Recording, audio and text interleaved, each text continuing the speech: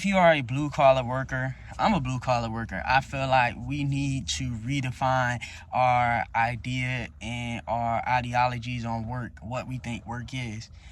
And I feel like for a lot of us, we feel like work is like physically doing something, physically moving, turning riches, physically picking something up, doing something, moving our bodies to make money.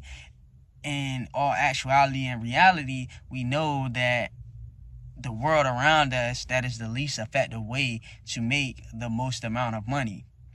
Who has the most amount of money? The people who have the most amount of money have either more responsibility, they have more knowledge, or they have more creativity and capacity for that creativity and imagination, right? So, take for example, the lowest level employees are people who do not have, they are not they are not held accountable for things. They don't have, or they have limited information that is seen as valuable in the marketplace. They are not creative, and they are not imaginative. And if they are creative and imaginative, they're not applying it to make money. So let's think about fast food workers, factory workers, tradesmen, nurses, things of that nature. And I know what you're thinking. You say, well, some of those people can make money. You know, they talk about tradesmen making $100,000 plus a year, and that's fine. I'm talking about the people who want to exceed and make more than $100,000 a year, right? Now, who are the people that make more than that $100,000 a year, 200,000? You know, these people that make more than that, they don't work how we talk about work. Like, I'm a welder. I be on my hands and my knees some days, like crawling around 2-3 hours at a time, welding, breathing in weld smoke, pulling, pushing stuff, carrying stuff, and then you have somebody above me that is on a management level. They don't, they do work, but they do a different type of work. They don't work. It's not this physical labor.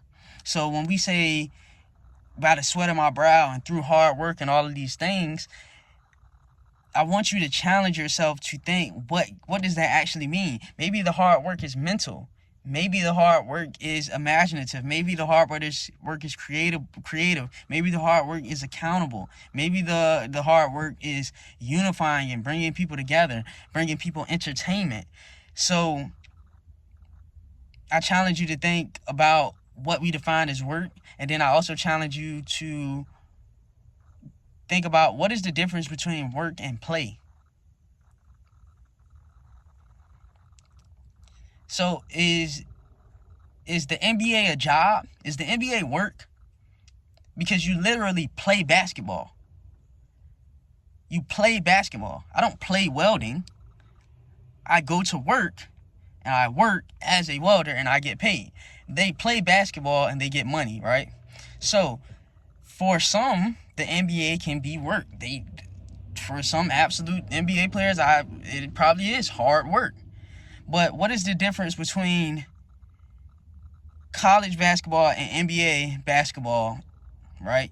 What is the difference between playing and having fun and having a sense of enjoyment, fulfillment, purpose, passion, aggression that, keeps you motivated and keeps you driving, and that you want to be able to continue to do that thing, versus making it a job, making it a chore, making it something that is not appealing, something that you really don't want to do?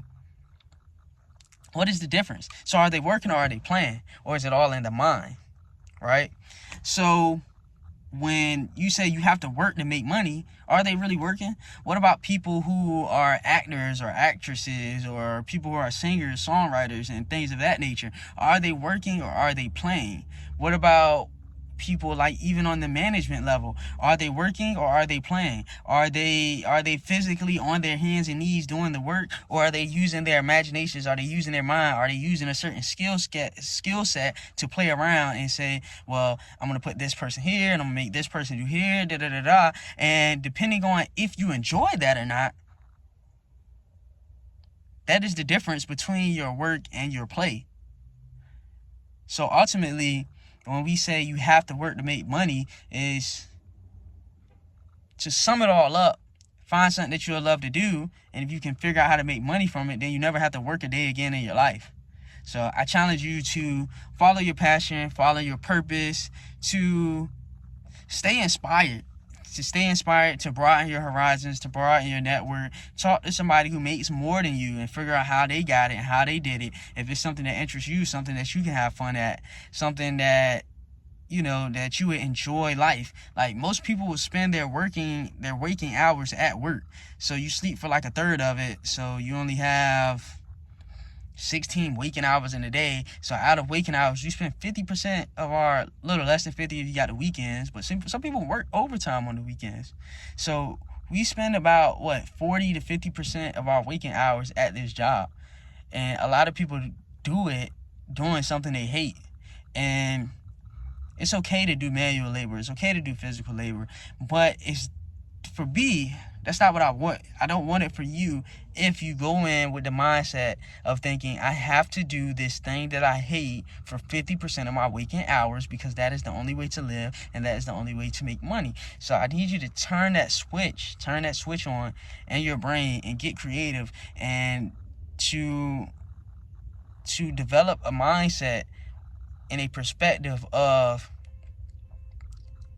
there are multiple ways to make money, and I just have to find the way that aligns for me, that aligns with me, that is my purpose of what I am called to do.